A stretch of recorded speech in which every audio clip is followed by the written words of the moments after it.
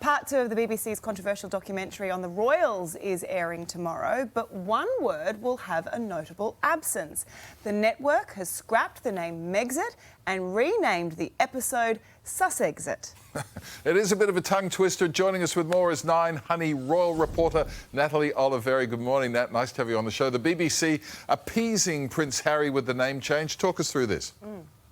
Good morning, Richard and Belinda. Yes, it is a bit of a tongue twister going from Megxit to Sussexit. Now, this is because of a request from Prince Harry himself. Now, Harry has recently argued that the very popular term Megxit is actually sexist and misogynistic. Now, Harry claims it was created by an online troll to put Meghan at the centre of their departure as senior working royals, effectively blaming Meghan for Harry and Meghan's departure from the royal family. Now, Harry's very unhappy about this wide use of the term Megxit, and the BBC has responded by changing the name of its second episode of its highly controversial Princes and the Press documentary. As you said, part 2 will go to air later in the UK. Now, this second and final episode is set to deal with many allegations, including Harry and William briefing against each other, which has been denied multiple times by the palace.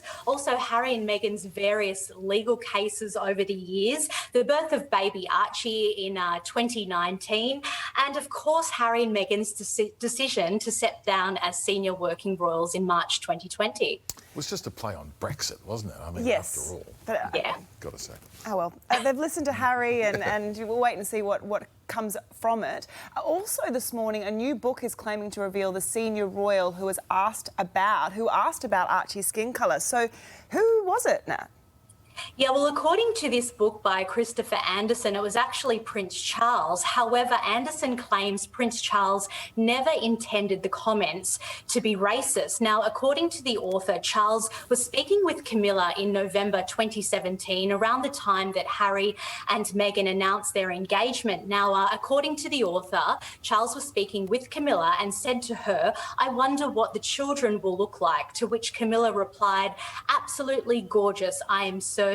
Now, Anderson claims that it was an innocent comment made by Prince Charles about the possibility of his future grandchildren, and then it was twisted by the so-called old men in grey suits working at the palace. And then by the time it reached Harry and Meghan's ears, it had become something much more serious, and it sounded much more racist than it was ever intended. Now, as you may remember, Harry and Meghan spoke with Oprah in March 2021, and they claimed that an unnamed member of the royal family had expressed concerns about the colour of their son's skin. Now, a spokesperson for Prince Charles has strongly denied these comments, saying this is fiction and it is not worth any further comment. And was supposedly said to his wife over the breakfast table. I mean, how does anyone know what the husband said? We know that Prince Charles and Harry didn't talk for quite some time. Yeah. Anyway, meantime, Prince Charles due to arrive in Barbados shortly. What's going on? Oh, well, we know what's going on there. Tell us about it. Yeah, so Prince Charles will attend the handover ceremony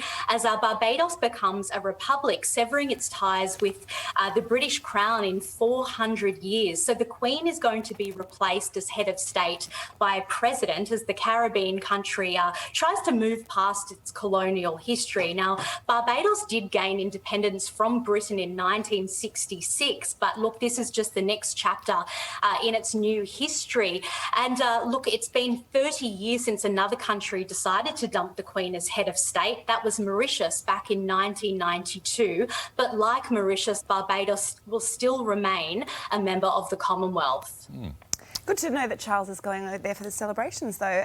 We've all been a little worried about the Queen, I think, Nat, but she has announced that she is feeling better after her recent health scare.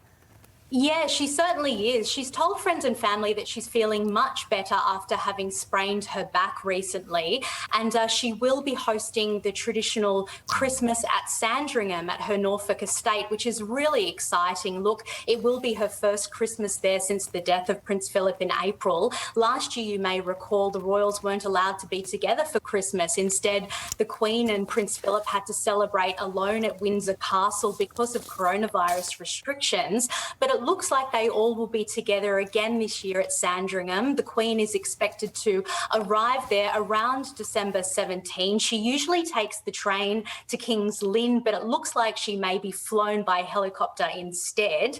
That is yet to be confirmed by the palace. But look, members of the royal family will be there: Charles, Camilla, Prince William and Kate and the children, and Princess Eugenie, Princess Beatrice, and they all should be able to attend church on Christmas Day, meeting members of the public who wait hours in the cold to see the royals. And look, the Queen has only missed that church service twice in her reign, so it's really hoped she will be there this year.